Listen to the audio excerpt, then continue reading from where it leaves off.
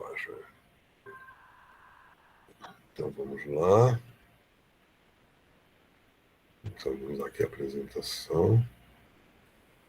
Uma guia.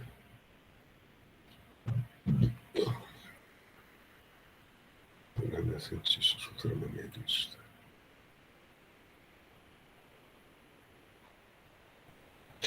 Bem, vamos agora aqui a segunda metade do século XVI, né? Esse período do Renascimento na Itália, a segunda metade do século XVI, é chamado de maneirismo, né? O maneirismo é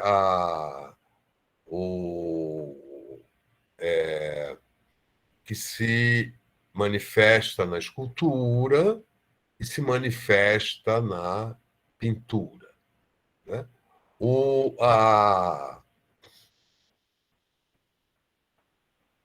O ilusionismo da escultura é bem diferente do ilusionismo pictórico, né? O ilusionismo da escultura tem a presença física da escultura, né? Não é apenas uma presença visual, não é apenas um plano que você contempla, né? Você tem uma figura diante de si, que pode ser do mesmo tamanho, menor ou maior do que a gente, né? De grandes dimensões. Desde os gregos, né? O ilusionismo escultórico era o máximo, né? Na cultura greco, na cultura romana,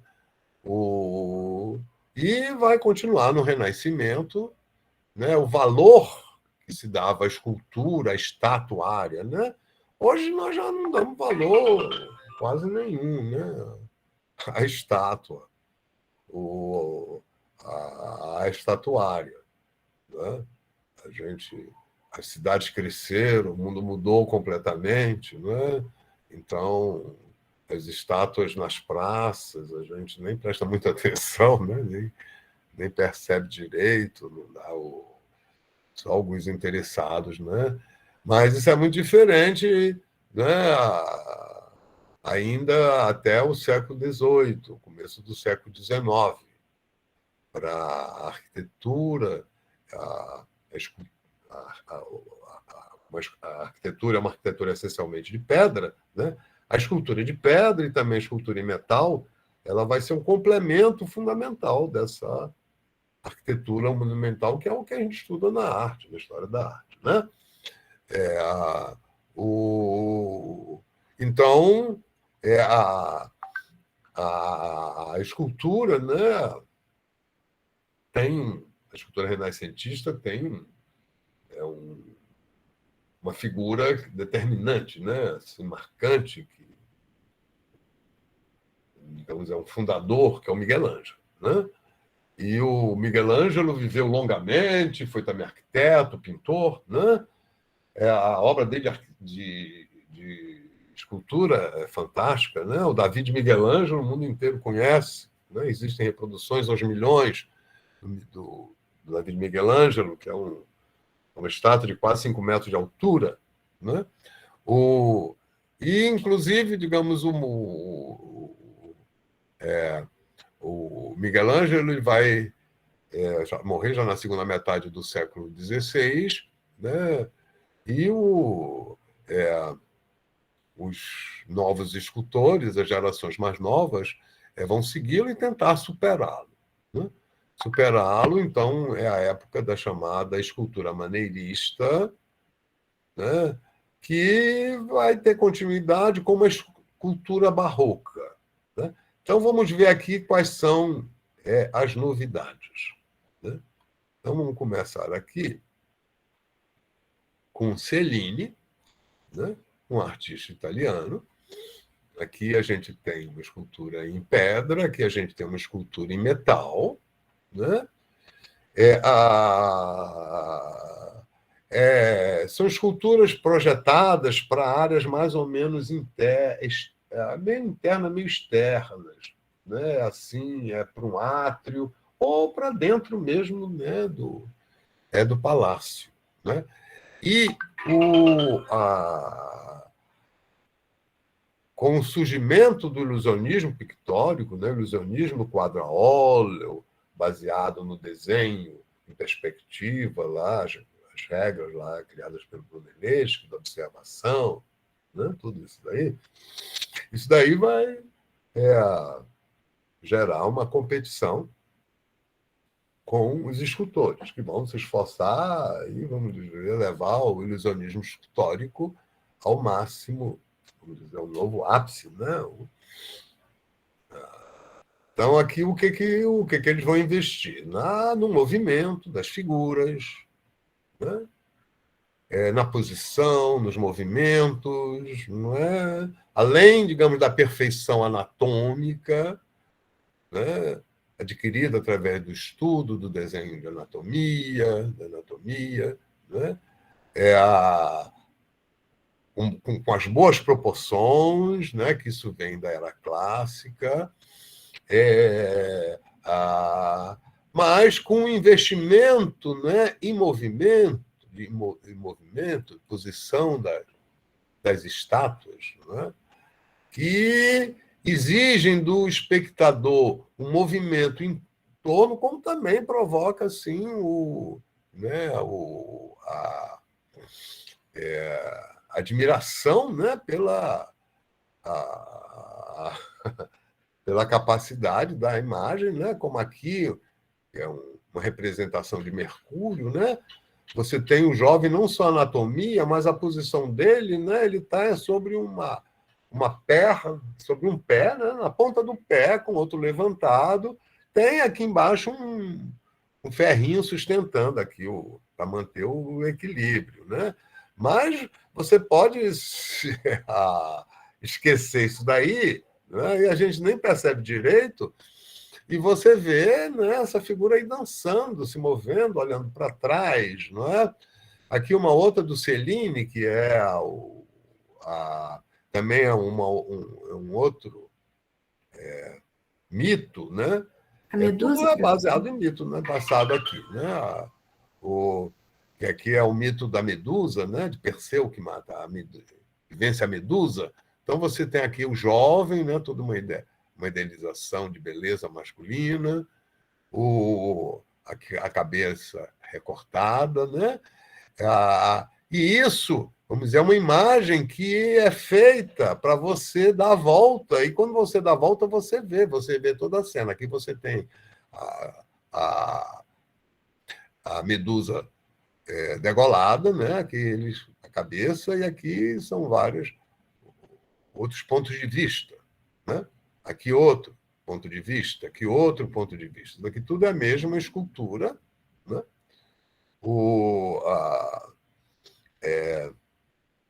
Está sobre uma coluna, né? Em que você dá a volta, né?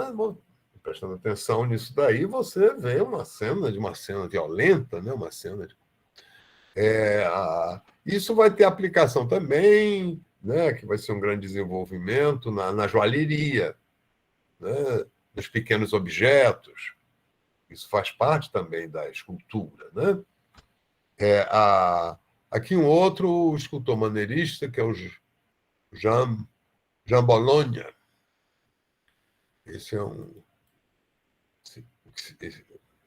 Na época, vivia no território francês, é Bologna, né? Ele foi para Bologna, Giovanni Bologna, e foi lá em Bologna, por isso que. Né? Então, aqui é um outro Mercúrio, né? Em que aqui ele já nem usa o recurso, aqui não tem o recurso de colocar no calcanhar um pezinho, né? É como se estivesse nessa pontinha aqui em cima, com a ponta do pé, um negócio extraordinário, né? Uma coisa realmente aqui o Mercúrio, né? Visto de aqui esse outro Mercúrio dele está em cima de uma esfera, né? Começa aí uma ruptura, né? A gente tem uma ruptura com a pintura ilusionista, a gente tem uma ruptura com toda a tradição do passado de todas as civilizações, né? Essa ruptura, não é proporcionada e é possível porque o artista, graças à sua capacidade de criar ilusionismo, né, ele adquire uma liberdade de fazer, não é?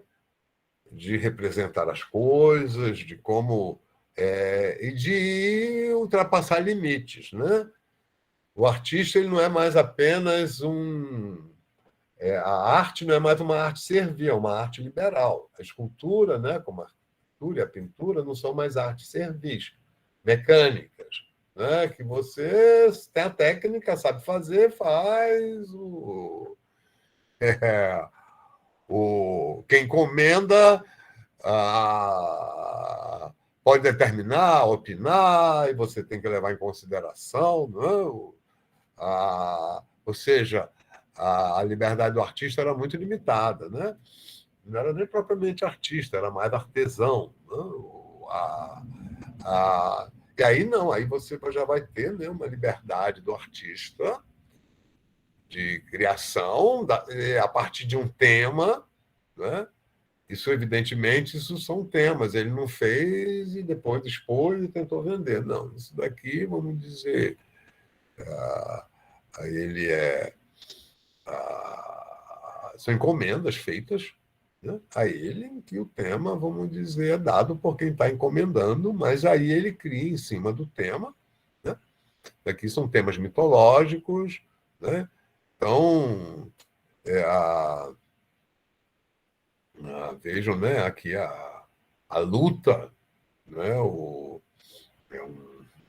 guerreiro lutando aqui, eu acho que é Hércules contra um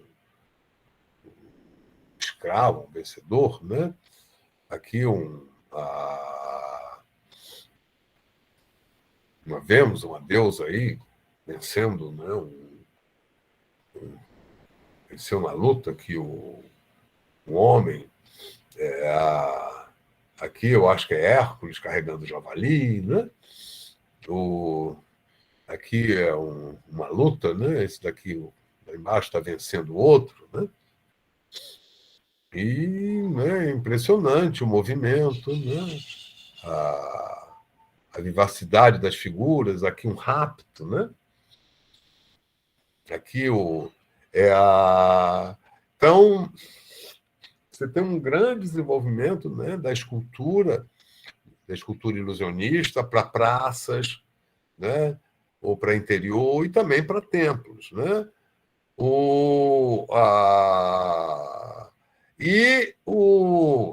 A escultura ilusionista, né, ela tem a concorrência da pintura ilusionista. Inclusive,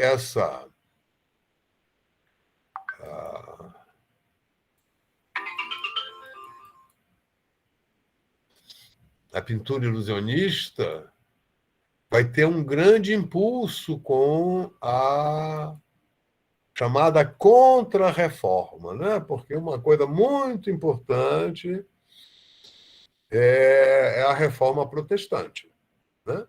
A reforma protestante que vai acontecer depois da invenção do livro impresso, né? Começa com Lutero, depois outros líderes religiosos, como Calvino e outros, né? O Renascimento vai ser muito marcado por essa luta entre as novas religiões cristãs, né? As novas formas de religião, as novas igrejas cristãs, as igrejas evangélicas, e a Igreja Católica, né? A Igreja Católica Ocidental, a Igreja Católica Apostólica Romana, né? Com as suas igrejas. E isso vai estimular muito o desenvolvimento da arte. O que você vai ter, a Igreja Católica, ela vai investir muito para atrair os fiéis, né, e garantir a sua supremacia, ela vai investir muito na pintura ilusionista. O como a, essa nova, né, os novos palácios, essa nova cultura da ilustração, vai estimular tanto, igualmente, né, a pintura ilusionista. E o desenvolvimento da pintura ilusionista, né, que é o que nós vamos passar agora, saindo aqui da escultura maneirista, né? Isso daí está aí, vocês podem ver. E só um detalhe, né? Eu estou aqui mostrando as coisas principais para ilustrar, né, assim, esses principais conceitos, né? Como aqui, né, eu estou enfatizando aqui esses dois conceitos fundamentais, que é o humanismo e o ilusionismo, né? O humanismo né, que as figuras são figuras mitológicas, mas são todas o mais humano possível. Não, o mais humano da realidade. Com todo, vamos dizer, uma idealização de beleza, são figuras atléticas, maravilhosas, né? Perfeitas. O ilusionismo leva, vamos dizer, à nossa dimensão, né? Aqui até parece que tem a respiração, né? Só que a escultura, né? A escultura, essa escultura de arte, a estatuária, não é? Pedra e metal, ela continua associada e dependente da construção, né? da arquitetura. Digamos, é um associado, é um complemento da arquitetura. Né? Enquanto que, e isso é muito importante, né? Essa nova pintura ilusionista, ela vai ter uma independência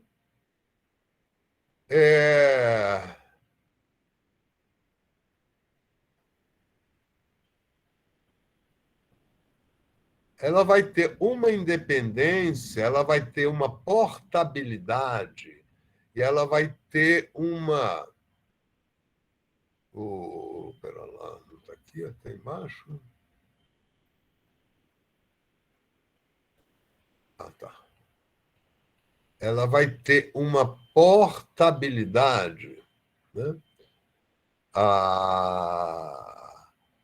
Em que ela vai... essa nova pintura, né? Essa pintura ilusionista, como ela tem um público que não é mais um público homogêneo, uniforme, não é mais, vamos dizer, a demanda não vem só da igreja, ou só lá, como era no Império Romano, da aristocracia romana, né? Você tem uma demanda que, além da igreja, além, digamos, dos palácios, vai ter uma demanda, digamos, dos palácios, dos palacetes, de repúblicas em que você não tem mais, vamos dizer, a nossa aristocracia, ou nobres de países da reforma, não é? Uma das coisas importantes da reforma protestante foi limitar ou mesmo excluir, né, o culto às imagens, ou seja, a utilização de escultura e de pintura nas igrejas, nos templos. Né? Isso não é geral, tem igreja evangélica, tem até catedral evangélica na Alemanha, com abundância de escultura e de pintura, né, tudo evidentemente com com tema religioso, mas vão surgir outras demandas e outros temas, né? Como vão surgir os gêneros da pintura, né? Então, você vai ter a pintura religiosa, é um gênero, você vai ter a pintura mitológica, representa os mitos greco-romanos, mitos gregos, né? Romanos, os mitos cristãos, né? Que entram na história os mitos cristãos, que são as histórias da Bíblia, né? E é mito porque a gente não pode comprovar historicamente, né? Você não pode provar, por exemplo, né, Moisés. Existiu Moisés? Não tem para comprovar Moisés, que existiu Moisés. Ele aparece lá através do escrito, o nome, né? Ou pode ser até um nome que, vamos dizer, inventaram, como se inventa o nome de um personagem, para colocar lá, né? Porque o livro foi uma coisa organizada, a Bíblia foi um livro que foi Isaías, o rei Isaías, numa época conflito político religioso, ele vai reunir os escritos sagrados, a coisa toda, e vai criar através, né, de uns sábios, vai se juntar, vai se residir, vai surgir a Bíblia, né, com todo o desenvolvimento, todos os livros que compõem a Bíblia, né, as partes. E vão surgir outros gêneros, né? Gêneros de coisas que a pintura religiosa, a pintura mitológica, ela também com o passado, né? Humaniza e traz para a realidade através do ilusionismo pictórico, né?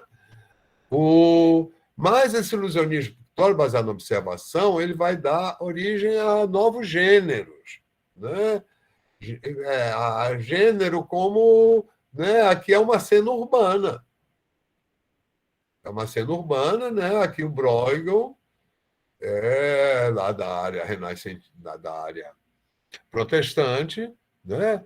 Ele vai mostrar, né? Criar uma cena urbana em que se passa numa cidade da época, né? Isso daqui está aqui a rua, né? Estão aqui as casas, tudo assim, uma cidade, né? E ele mostra lá uma feira, uma festa em que as crianças, que são jogos infantis.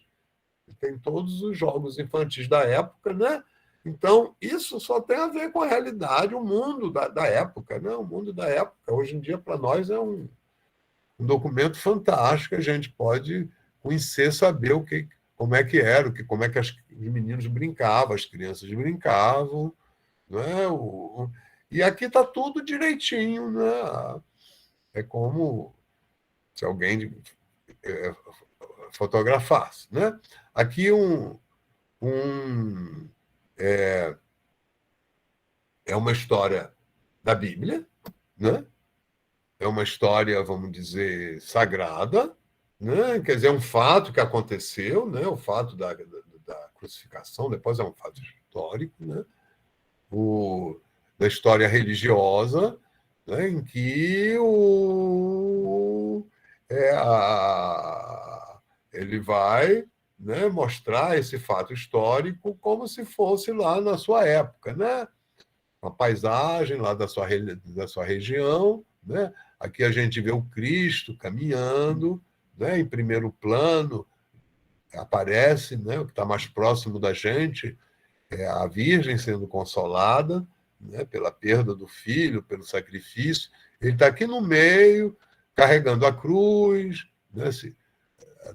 Com os algozes, o povo todo se dirigindo lá onde ele vai ser crucificado, né? Então aí aparecem muitos elementos lá da vida cotidiana, né? Aqui que é mais aqui já não tem nenhum tema religioso, nem mítico, nada religioso ou mitológico, né? Aqui é uma das estações do ano, né? A época da colheita. Eu acho que aqui é outono, tem o verão, isso daí ele tem as 4 estações, né? Então ele mostra o campo, né, como era na sua época, né? com fidelidade os camponeses nas suas atividades, trabalhando, né, aqui recolhendo o feno, aqui carregando as flores, daqui estão numa direção, essa daqui está.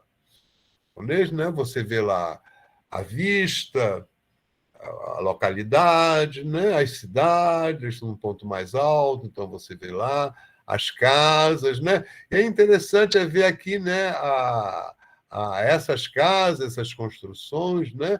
É um tipo de construção que existe até hoje, claro, já com novos materiais, né? E aqui a gente não tem arte, arte no sentido que nós estamos estudando, né? Aqui você tem algo que já é um castelo, aqui dentro você pode ter arte, né? A arte ela se concentra principalmente nas cidades, nas capitais, onde tem a demanda, né? E aí você tem a demanda tanto da religião como a demanda dos particulares, né? Então, isso daqui, é isso vem, vamos dizer, essa demanda não é da religião, é uma demanda, vamos dizer, de um particular que tem interesse, né? O público e esse particular ele pode também ter um interesse religioso, não é como quando a gente fala a demanda religiosa é para uma igreja, para um templo, não é uma coisa, digamos, oficial. Aqui a gente tem digamos, é um fato mitológico que é a queda de Ícaros, né? Ícaros na mitologia grega foi o homem que desafiou os deuses querendo voar. Então, ele criou uma asa imensa e colocou com cera e se jogou lá de um penhasco para voar. Aí o Sol, que é Apolo, irritado com essa falta de respeito, com essa ousadia, derrete a cera. E aí ele cai e se arrebenta. Então, aqui é o Ícaro caindo lá no mar. É só um detalhe, né? Porque o que é importante mesmo aqui é essa visão, né, desse mundo, que é o mundo protestante, o mundo do trabalho, né? Aqui o homem arando, aqui o outro contemplando, né? A cidade longe, né? A embarcação, né? A nova era das rotas marítimas, né? Que conectam toda a Europa e a Europa com o resto do mundo, né?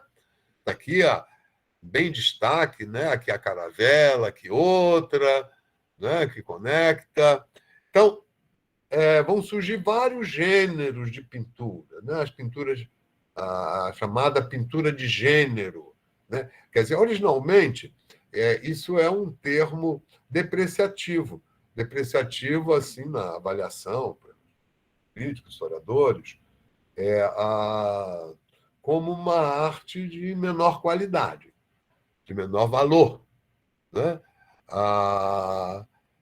Considerar em comparação com a pintura religiosa, mitológica ou histórica de grandes dimensões, que era uma grande pintura, né? Isso é muito importante para a gente relacionar isso com o surgimento das academias de belas artes, né? Primeiro surgem as academias de desenho, que aí, se eu não me engano, começa isso na França. No século XVI vão ser as academias de belas artes, que além do desenho entra também a pintura, a escultura, a arquitetura, a gravura, né?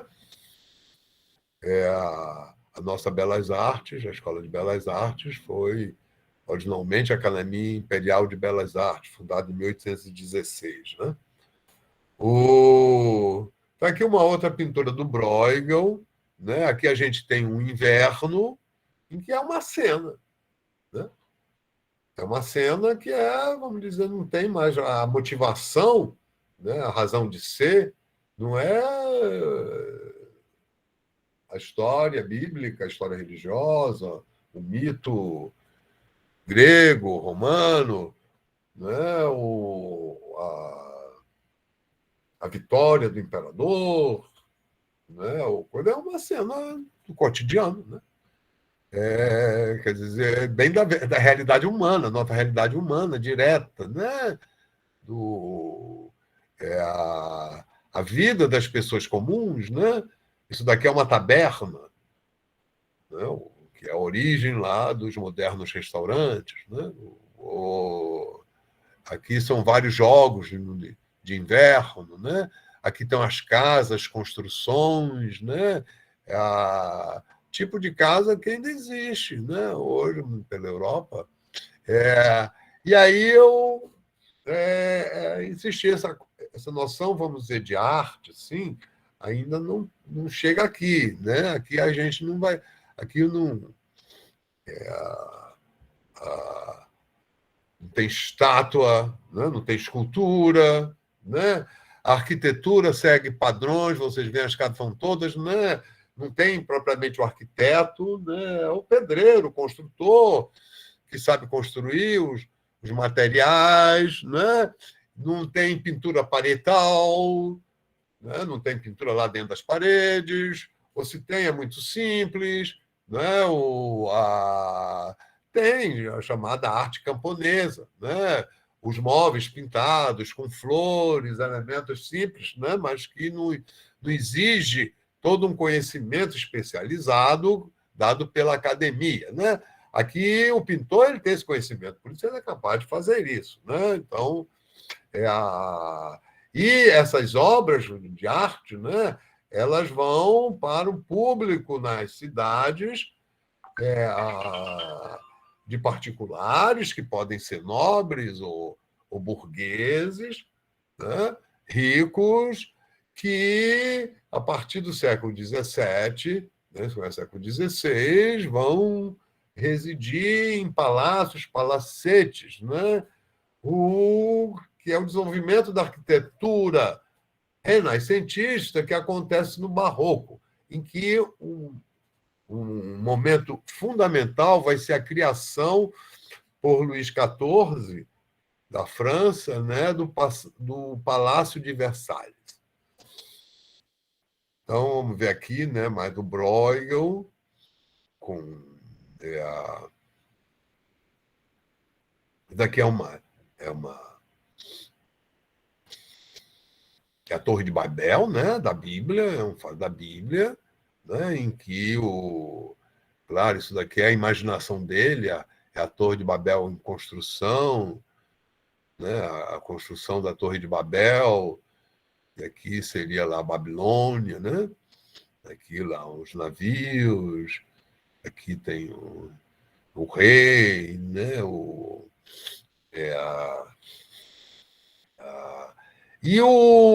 Uma coisa muito importante, né?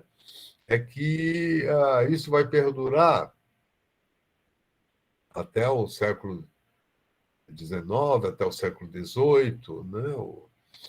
É que a imagem não é apenas para o deleite, para a informação visual, mas ela procura também, ela tem um, um objetivo moral de estar ilustrando alguma coisa, de lembrar, de advertir, de ensinar algo. Não é como aqui, não é a, a Torre de Babel, né? Ela digamos, é uma advertência à pretensão do homem de chegar além dos seus limites, né? Que vai, vamos dizer, levar ao fracasso, à derrota, né? Os limites do poder, né? Isso é uma coisa importante, uma coisa séria para quem dispõe de poder, né? Poder não é só vantagem, o poder também é um peso enorme, né? Não é fácil para quem exerce o poder, tem que estar muito bem preparado, né? Porque senão é um desastre. Isso abre, né?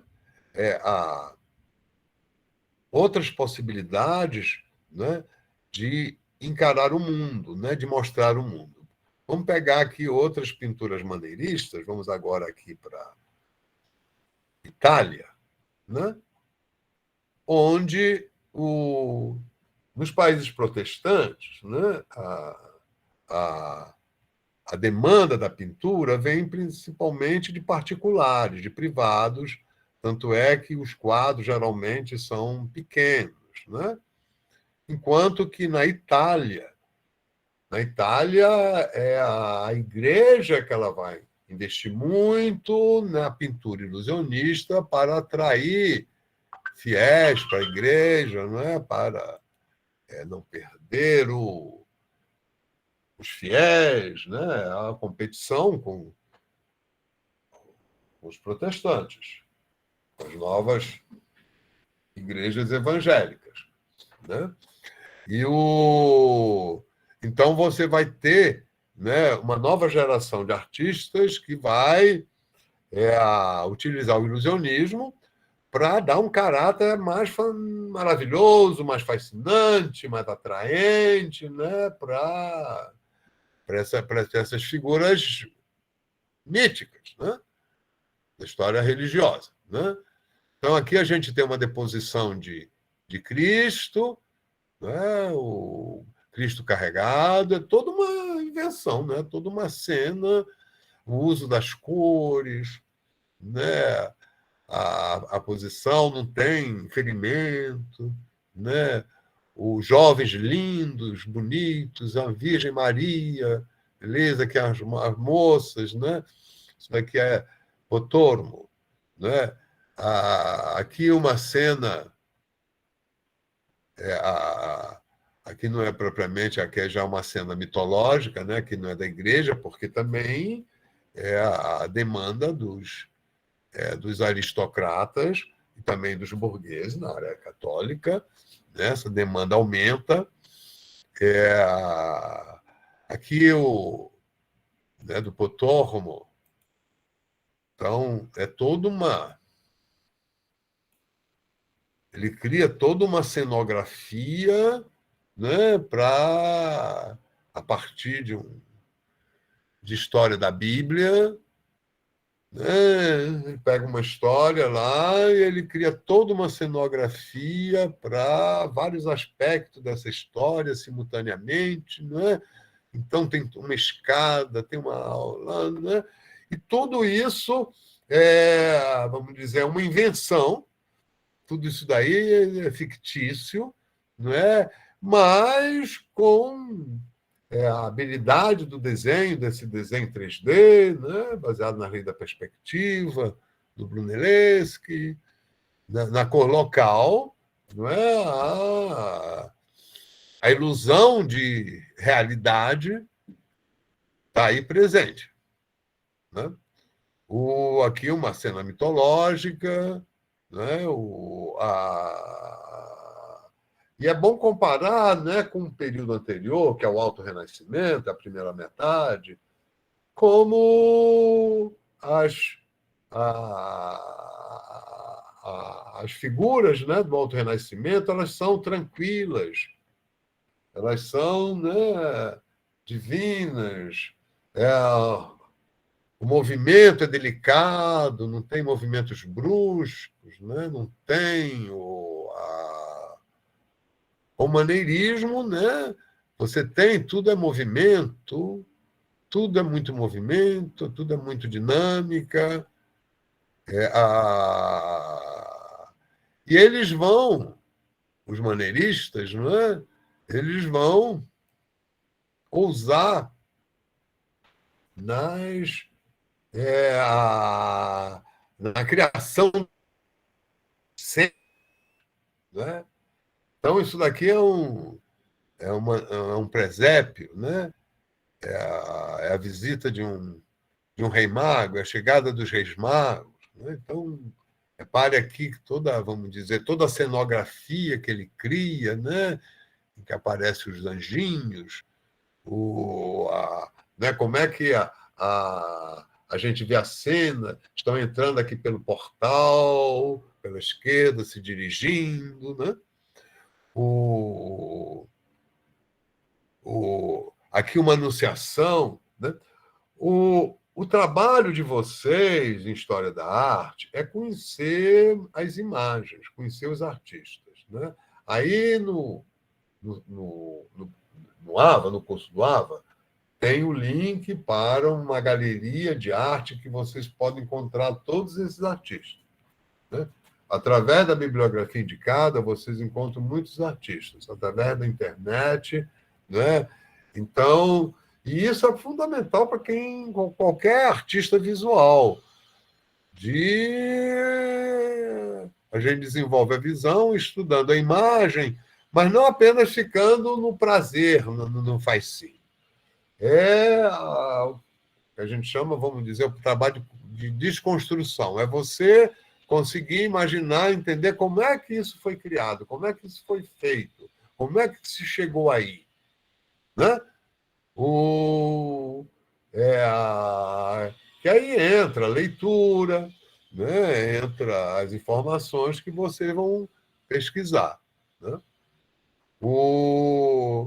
Então, né, é interessante uma anunciação, né?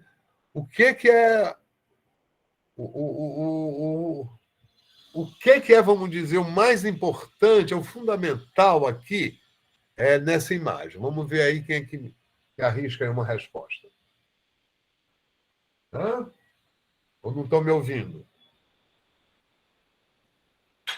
O que vocês acham? O que é mais importante aí? É o anjo? É a Virgem? É o ambiente? Eu acho que é essa coisa iluminada, mais perto da Virgem, acho que é um... Desculpa, eu não estou ouvindo. Acho que é essa pomba branca. Desculpa. Você acha que é o quê? Essa pomba branca aqui. A pomba branca? É. É o Espírito Santo. É o Espírito Santo. Desculpa, eu estou meio resfriado. Eu fui beber água, me engasguei um pouco. Deixa eu me recompor. Estou meio de garganta.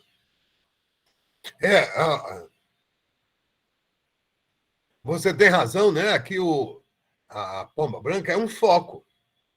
Mas, olha só, né? Quando você olha essa imagem, o que você vê primeiro? Assim? O portal. Portal, exatamente. Muito detalhado, muito bem trabalhado. E um portal que... Para mim é um anjo, porque as cores o portal dele... está no meio, né, de um ambiente que dá para outro. Hã? Já tem um quê de perspectiva, né, de profundidade, né? De profundidade, né? A primeira coisa é esse ambiente. É um ambiente que você tem, né, um interior, né, em que te conduz para um porte, que conduz para um pátio externo que vai lá para um templo, lá atrás. Um pequeno templo, um altar, né? Vamos dizer, e nesse ambiente, no primeiro plano, né, está acontecendo uma coisa que tem um foco de luz e tem como que uma reação, né, como tem uma conexão, né, algo aqui passando entre as duas figuras, entre o anjo e a Virgem, né? Então, né,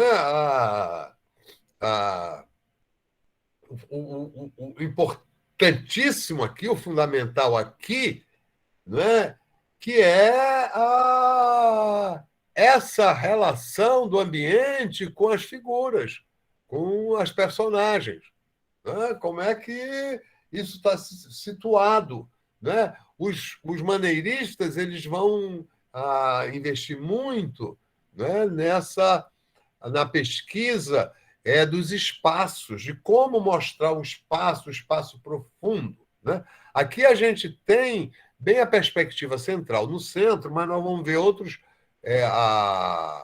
maneiristas, não é? que vão adotar uns ângulos, assim, Tintoretto, né? Uns ângulos ousados, né? Para não só dar, aumentar a sensação de profundidade e perspectiva, como também, através do espaço, né? Toda a relação entre os personagens, a dinâmica entre os personagens, né?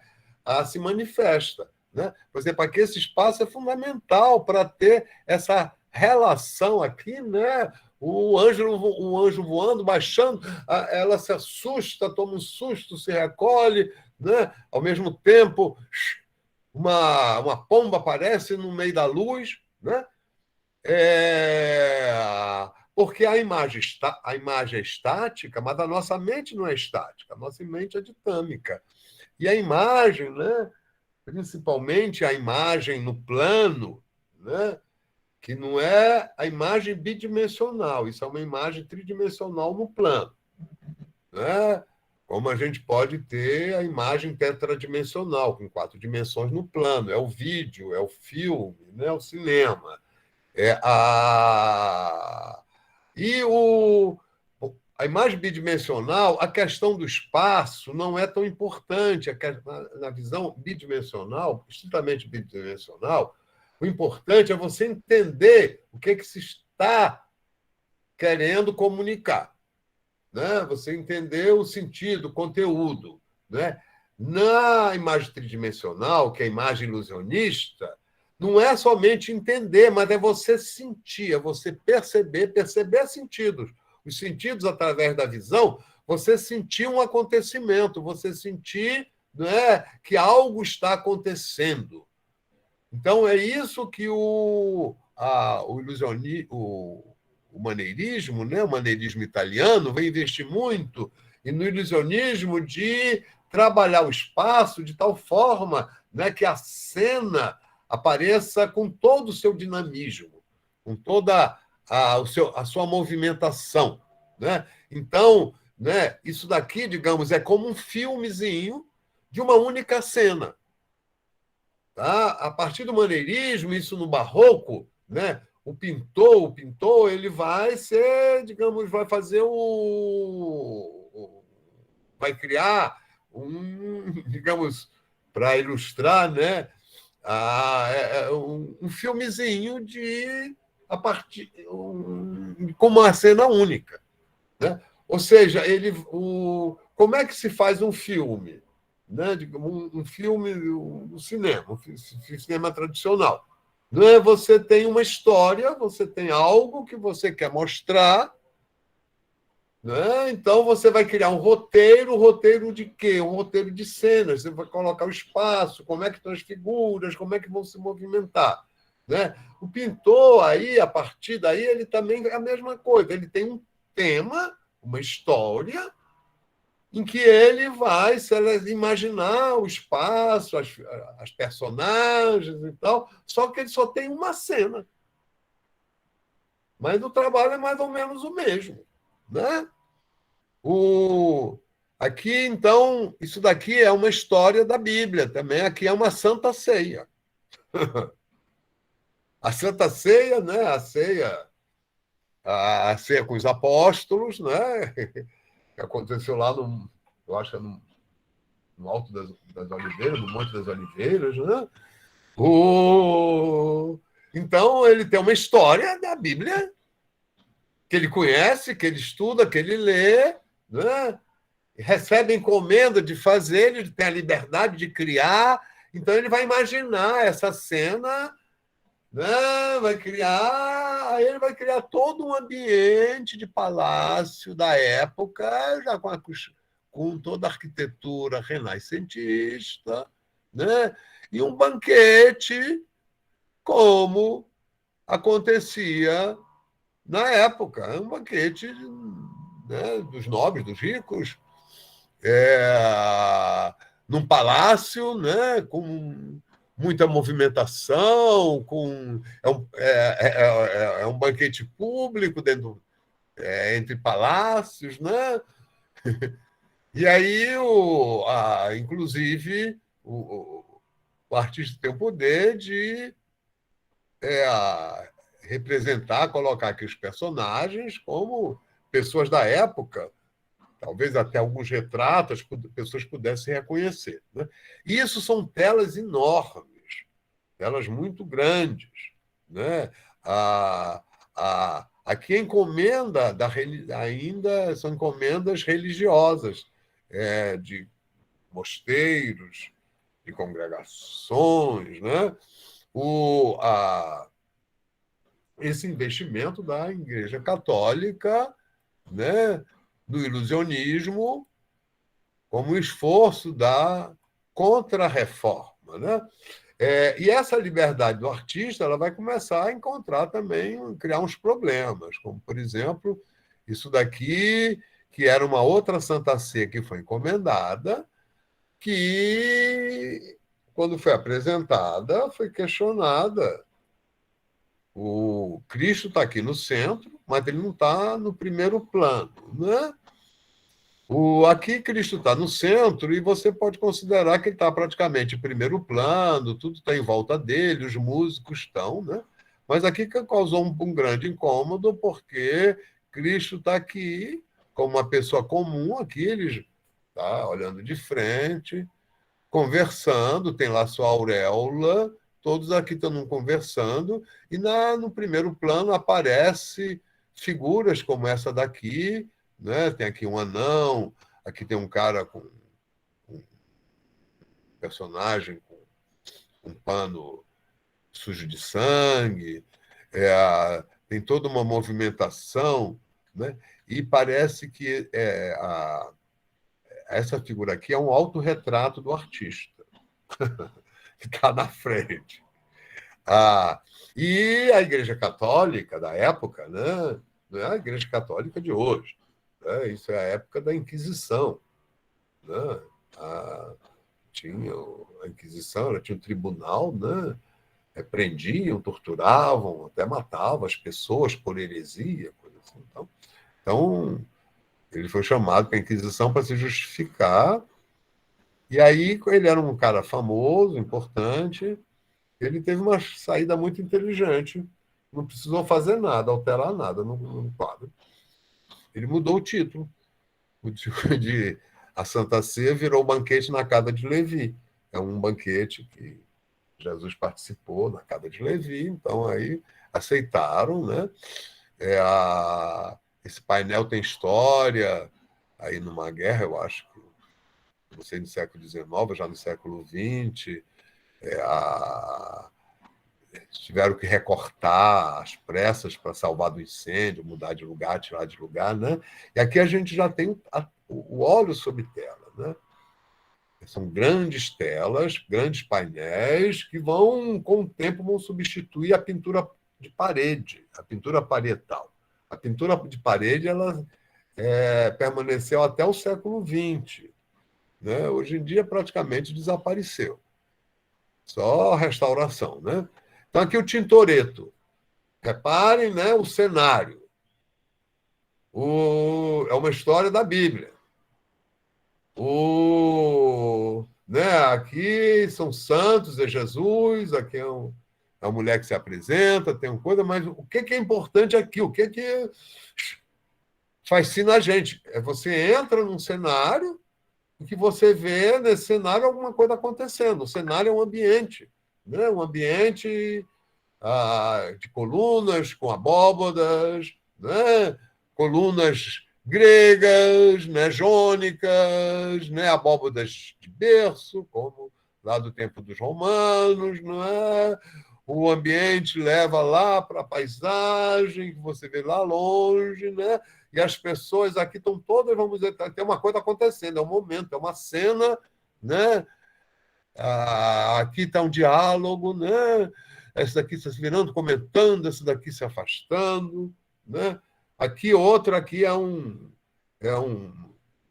banquete que Jesus participa, está aqui Jesus, né?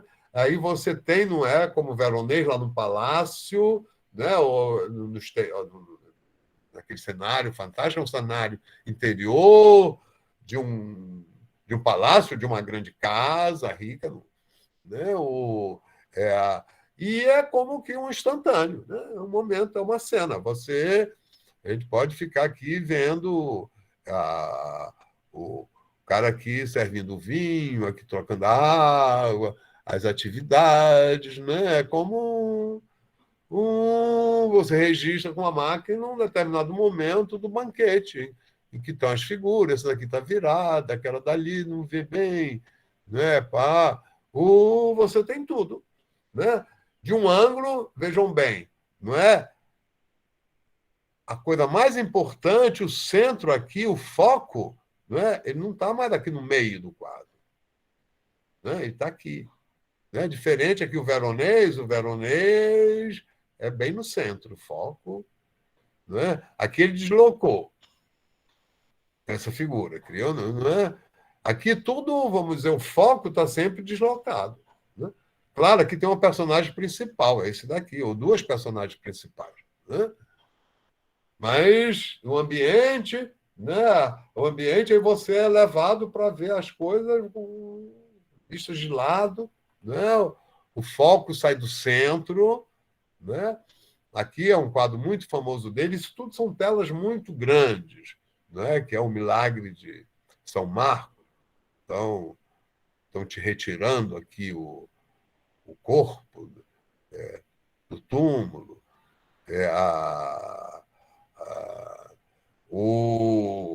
E isso possibilita também, numa única imagem, você juntar momentos diferentes, né?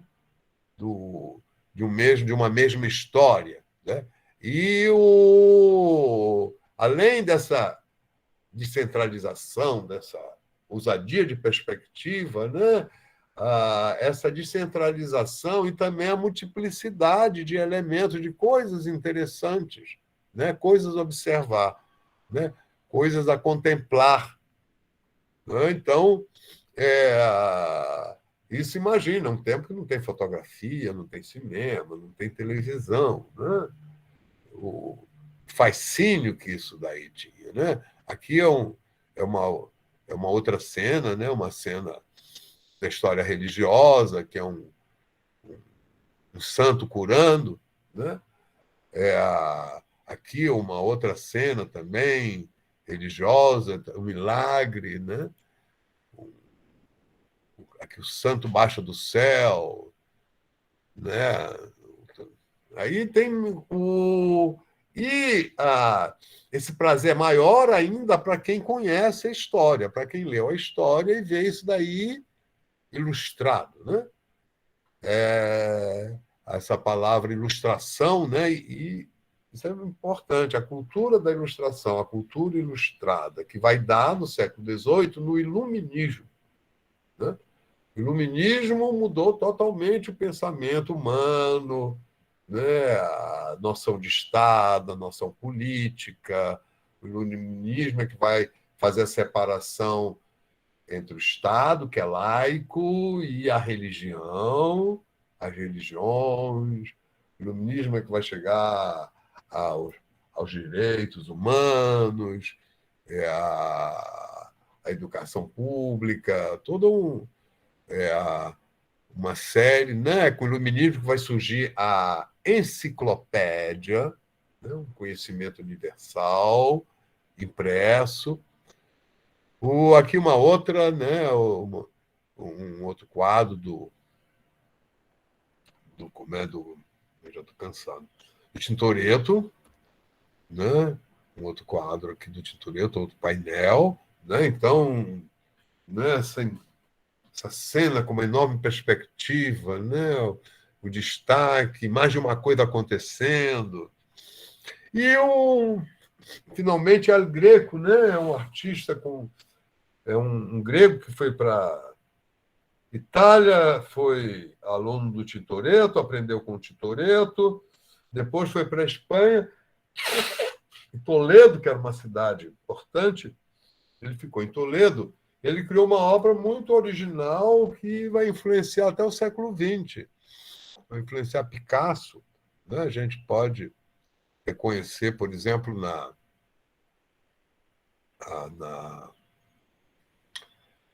no célebre quadro do Picasso, Les Demoiselles d'Avignon, a influência aqui do El Greco, né? E ele é bem maneirista, né? Porque ele se afasta dos padrões clássicos, né? E mesmo, vamos dizer, no uso da cor, no uso do ambiente, né? Ele usa o ilusionismo para criar, digamos, umas figuras fantásticas, são umas figuras, digamos assim, de um outro mundo, não é? Em que tem muito movimento, tem muita dinâmica, né? Isso daqui é uma anunciação, é só você comparar com a outra anunciação que tem mais em cima do Veronês, né? Mas com uma expressividade, né? Com uma expressividade que é acentuada pelos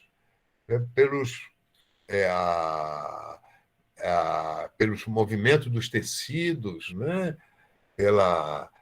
Por essas nuvens materiais, né? Que parecem mais né? Então, aqui a gente tem se afasta, né? A figura é longa demais, as mãos são muito finas, né? Mas a expressão, né? O retrato tem uma intensidade, né? Tem comunica visualmente, né? Aí temos aqui são cenas religiosas, né? Em que o importante para ele são as pessoas, são as figuras, as relações humanas, né? Que ele concentra tudo numa imagem, né? Aqui é o Cristo sendo preparado para a cruz, né? Isso daqui é retrato, as pessoas, repare, os tipos são todos tipos bem espanhóis, porque tudo isso ele desenvolve através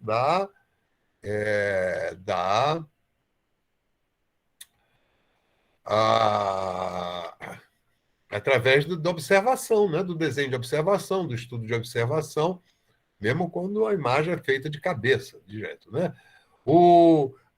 Esse daqui é um quadro muito importante porque é o primeiro quadro assim, exclusivamente de paisagem. É uma paisagem, é Toledo numa tempestade, né? Então, não tem... O tema não é religioso, o tema não é uma pessoa, não tem uma figura, não tem uma história, é uma paisagem, né?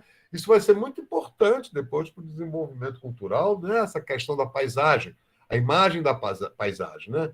A consciência da paisagem, da importância da paisagem, o cuidado, o desenvolvimento do paisagismo, dos jardins do paisagismo, dos parques, né? Até chegar hoje, vamos dizer, a consciência ecológica. Isso daqui é um dos quadros mais famosos dele, né? Que é lá em Toledo, isso aqui é um enterro do Conde de Orgaz. Existia a lenda que o Conde de Orgaz, quando morreu, era um conde muito bom, muito generoso, só fez bem a vida inteira. Quando ele morreu, desceram 2 santos do céu para enterrá-lo. Ele foi sepultado por esses 2 santos, que estão aqui representados. E aqui é o conde sendo sepultado. Só que isso daí foi feito, essa lenda vinha de 200 e tantos anos, ou mais, foi feito já na época do Renascimento, sob encomenda, né? Então ele tem esse relato, que o relato a narrativa, a história o Conde de Orgaz foi sepultado por 2 santos que baixaram do céu, então ele vai criar o filmezinho de uma única cena, né? Como é que ele faz isso aqui? No primeiro plano, ele coloca o Conde de Orgaz sendo sepultado pelos santos. Para os santos, ele coloca a roupa de pontífice, de bispo. Então, né? Aqui tem os padres ajudando, aqui fazendo a leitura, né? Na frente tem uma criança que está apresentando, está introduzindo para o espectador a história. E aí você tem as personagens do enterro. Então, no primeiro plano, você tem o enterro, né? Esses personagens aqui todos são retratos, inclusive tem um retrato dele aqui. Eu não sei qual é exatamente o retrato dele, eu não sei se é esse, mas tem um aqui, um é o próprio autorretrato. Isso aqui são pessoas, personagens da época, né? Não sei se pagaram a ele para aparecer no retrato, talvez sim.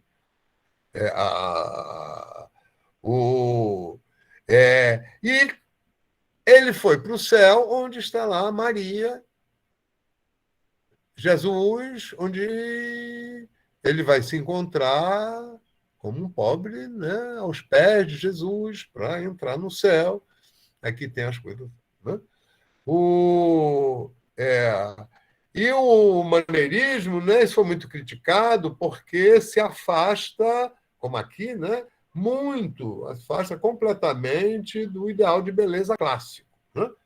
Que aqui a beleza não é o corpo, não é a paisagem, a beleza é a cena, é a emoção, é o que está acontecendo entre os personagens.